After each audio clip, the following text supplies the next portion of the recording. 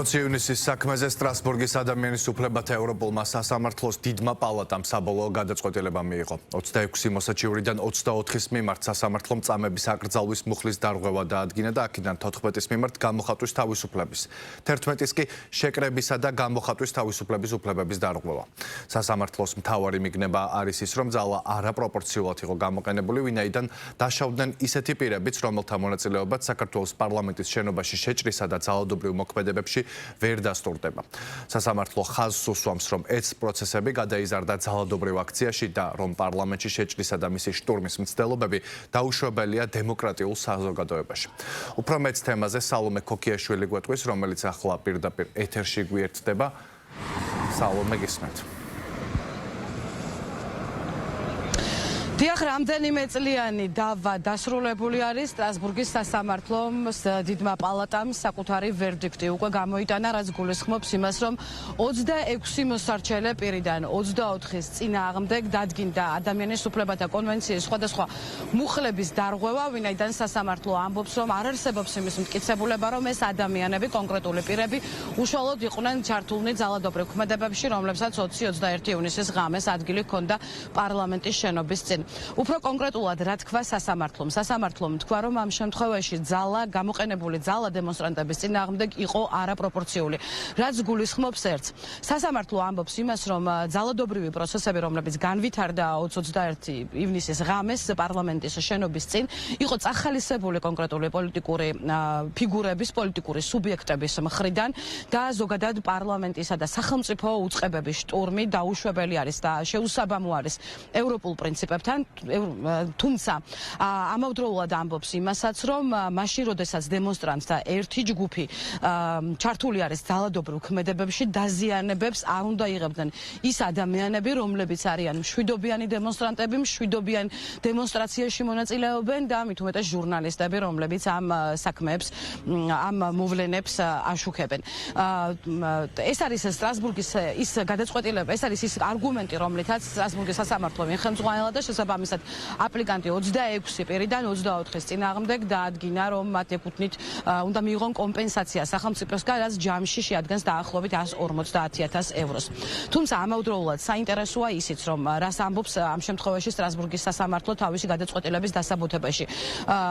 საუბარი არის, როგორც უკვე გითხარით, არაპროპორციულად გამოყენებულ ძალაზე. ჩვენ ასევე გადაწყვეტილებაში ვკითხულობთ იმას, რომ სამომავლოდ შესაძლებელი არის უფრო ვთქვათ კონკრეტულად განისაზღვროს ის ჩარჩოები, თუ როგორ უნდა მოხდეს რეზინის ტყვიების გამოყენება, კონკრეტულად მაშინ, როდესაც აქციების დაშლა ხდება საჭირო, თავად აქციის დაშლის საჭიროებას სტრასბურგის სასამართლო ეჭქვეშ არაყენებს და ამ გადაწყვეტილების განმარტებაში ვკითხულობთ იმასაც, რომ პარლამენტის შტურმი უნდა ყოფილიყო მოგერიებული. უბრალოდ არსებობს შეკითხვები ამ შემთხვევაში, რამდენად სწორნი იყვნენ თუ მართალნი შინაგან საქმეთა სამინისტროს ის მაღალჩინოსნები, რომლებიც იღებდნენ გადაწყვეტილებებს ასეთ შემთხვევაში სპეციალური საშუალებების გამოყენებისა და როგორც უკვე გითხარით, სტრასბურგის სასამართლო ამბობს, რომ უკეთესი იქნებოდა უფრო კონკრეტულად იყოს გაწერილი ამ შემთხვევაში კონკრეტული სპეციალური საშუალების რეზინის ტყვიების გამოყენების წესები.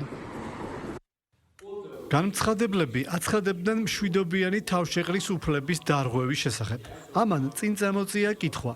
Კონდათ თუ არა გამცხადებლებს მშვიდობიანი განზრახვები და შესაბამისი ქცევა, რაც დავის საგანს წარმოადგენდა მხარეებს შორის. დიდმა პალატამ ვერ იპოვა ნიშნები იმისა, რომ დემონსტრაციას დასაწყისშივე რაიმე სხვა მიზანი ჰქონოდა, გარდა მშვიდობიანი შეკრებისა. ან რომ მონაწილეებს, განსაკუთრებით კი გამცხადებლებს ჰქონდათ ძალადობრივი განზრახვები აქციასთან შეერთებისას, ან მზად იყვნენ ძალადობისთვის. განაჩენში ასევე აღნიშნულია და ვციტირებ, სიტუაციის სიმძიმე და პარლამენტის ეფექტიანი ფუნქციონირების უზრუნველყოფის საჭიროება, რაც დემოკრატიულ საზოგადოებაში საკვანძო ღირებულებაა, უნდა იყოს გათვალისწინებული. ასევე შეიძლება ვაღიაროთ ისიც, რომ ხელისუფლება რთული ამოცანის წინაშე იდგა საზოგადოებრივი წესრიგის დაცვასთან დაკავშირებით, მას შემდეგ, რაც დემონსტრანტების ნაწილმა პარლამენტის შენობის შტურმის სცადა. თუმცა, თუ კი იმასაც დაუშვებთ, რომ აქციაზე მყოფი ზოგიერთი პოლიტიკოსის განცხადებებმა შესაძლოა უარყოფითად იმოქმედა მოვლენების შემდგომ განვითარებაზე, ეს გარემოება იქნება ის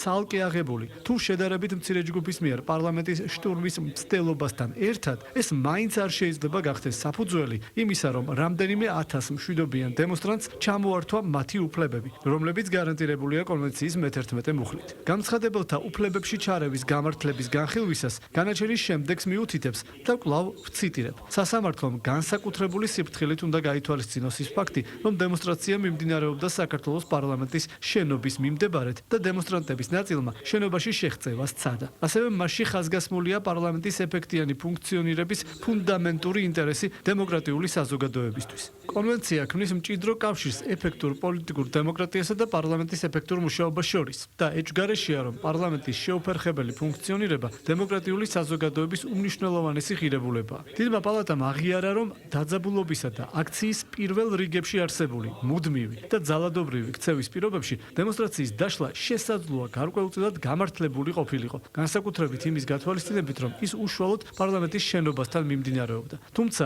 დაშლის განხორციელების ფორმა ვერ ჩაითვალა გამართლებულად. კერძოდ, იმიტომ რომ შეკრებილთათვის არ ყოფილა გაცემული მკაფიო ბრძანება აქციის დაშლის შესახებ და არ ყოფილა მკაფიო და გასაგები გაფრთხილება კინეტიკური ზემოქმედების მქონე საშუალებების, რეზინის ტყვიების გამოყენების თაობაზე და უპირველეს ყოვლისა კი იმის გამო, რომ გამოყენებული ძალა იყო გადაჭარბებული და გაუმართლებელი, რამაც გამოიწვია გამცხადებლების ფიზიკური დაზიანება. ეს შეიძლება ჩაითვალოს დიდი პალატის ძირითად დასკვნებად მოცემულ საქმეში.